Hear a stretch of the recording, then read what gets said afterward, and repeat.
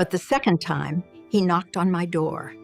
He tipped his cap politely, smiled like he had nothing to hide, and asked if I'd like some snapper. I didn't need fish, but something about his voice, steady, respectful, made me invite him up onto the porch. We drank sweet tea, talked about gardens, weather, and how the world seemed to be changing faster than either of us liked. Raymond didn't look at me the way people usually did. Not as a widow, not as someone's grandmother. He looked at me like I was still a woman with a pulse. He came back the next week, and the week after that. Soon, he wasn't just bringing fish. Sometimes he came just to sit.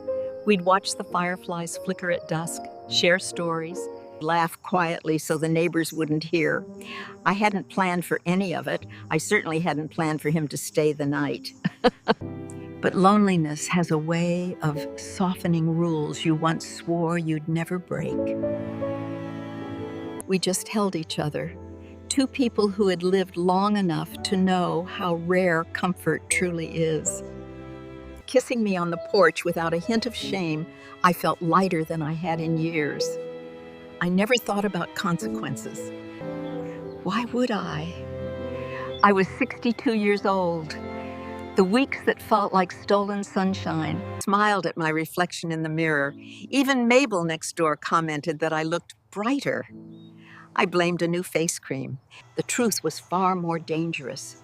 Then came the nausea. At first I ignored it. Summer heat, I told myself. A stomach bug. But mornings became unbearable. Coffee made me gag. Certain smells turned my stomach instantly. And beneath it all was a fatigue so deep it felt like it settled into my bones.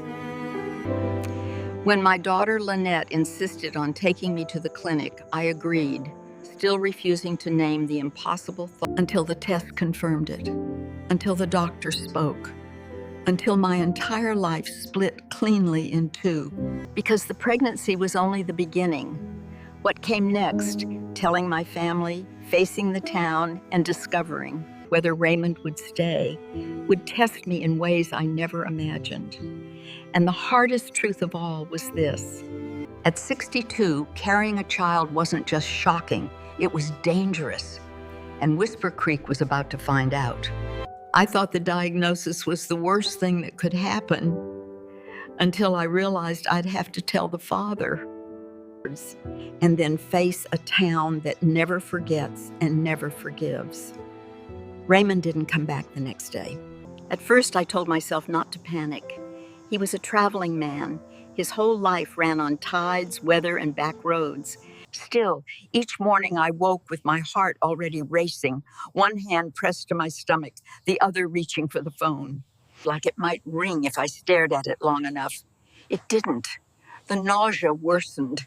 Not just the rolling sickness, but a sharp reminder every morning that this wasn't some strange fluke that would fade away.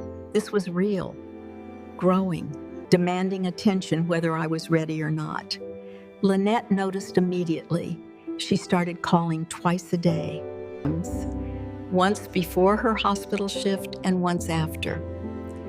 My daughter has always nurse's instincts and polite answers. When she finally came over, she took one look at my face and said, "Mama, something's not right." That was when I told her, not gently, not gracefully. The words spilled out in a rush. Raymond, the relationship, the test, the doctor's face when she said the word pregnant. I braced myself for anger. What I wasn't ready for was silence. Lynette sat there at my kitchen table, fingers wrapped tightly around her coffee mug, staring at nothing. When she finally spoke,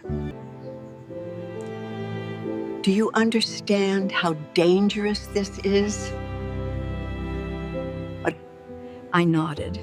Of course I did. I wasn't a fool. I had raised 3 children. I'd buried a husband.